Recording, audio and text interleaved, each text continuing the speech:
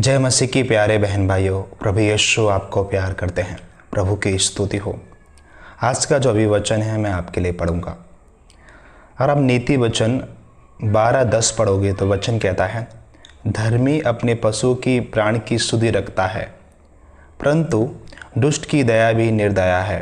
प्रभु की स्तुति हो। एक धर्मी व्यक्ति अपने पशुओं के भी प्राण की सुधि रखता है कि मेरे पशु दुखी हैं, बीमार हैं, यहाँ उनको कोई दुख तो नहीं है, कोई समस्या तो नहीं है।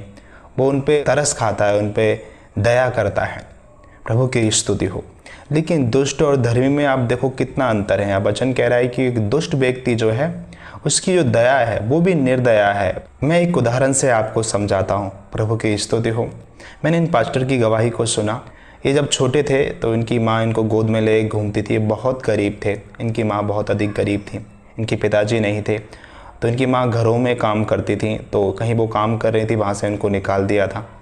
तो ये काम ढूंढती फिर रही थी और किसी व्यक्ति के घर पे ये पहुँची तो उनसे काम मांगा कि क्या मुझे वो काम दे सकते हो, क्या रहने के लिए आप कमरा भी दे सकते हो, कि मेरे पास घर भी नहीं है, मैं अपने बच्चों को लेकर नहीं तो मुझे रोड पर सोना पड़ेगा। उस व्यक्ति ने इनको देखा कि ये जवान हैं और उनके बच्चे को देखा और उनको काम पर रख लिया और उनको रहने के लिए कमरा भी दे दिया। उन्होंने पूरे दिन काम किया, बुरी तरीके से थक गई थी और ये सोने को अपने कमरे में चली गई। और आधी रात के तहत वो मालिक इनके पास आया और इनके साथ कुकर्म करने की इच्छा से इनके साथ ज़बरदस्ती करने लगा। और ये बहन बहुतेरा मना करती गई कि आप ऐसा मत कीजिए, आप मुझे अशुद्ध मत कीजिए। लेकिन उनके जबर होने के कारण, उनके बलवान होने के कारण इनकी माँ को उस मालिक ने अशुद्ध कर दिया। दुष्ट लोग बिल्कुल ऐसे ही होते हैं। जब वो किसी पे दया करते हैं तो उनके हृदय में, उनके मन में कुछ ना कुछ पर्पस होता है। वो कभी भी सीधे मन से किसी की सहायता नहीं करते हैं। तो मेरे प्यारे बहन भाइयों, हम इससे ये सीखते हैं कि कभी भी किसी दुष्ट व्यक्ति से या किसी गलत व्यक्ति से हमें दया की आशा नहीं करनी चाहिए। अगर उसने आप पे दया कर भी दी तो कुछ ना कुछ पर्पस छुपा होगा उसके अंदर। अगर आप दया की आशा कर सकते हो, वो परमेश्वर से कर सकते हो। पूरी बाइबल दया से भरे लोगों से भरी हुई है कि जिनके ऊपर परमेश्वर ने दया की है, परमेश्वर ने ऊंची ऊंची ऊंचाइयों पर पहुंचाया है।